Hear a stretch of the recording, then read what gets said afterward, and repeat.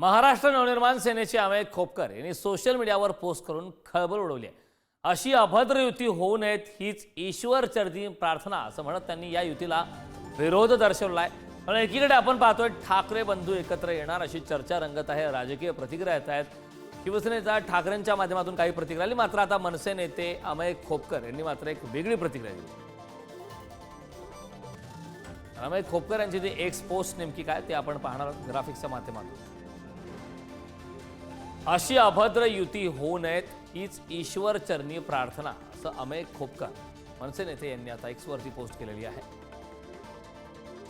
आणि या संदर्भात आता विरोध दर्शवल्याचं स्पष्ट आहे। मनसेचे नेते अमेय खोपकर यांनी आता थेट ठाकरे बंधूंना एकत्र येणे आणि ठाकरेंची शिवसेना आणि मनसेंच्या युती संदर्भात विरोध दर्शवलेला आहे।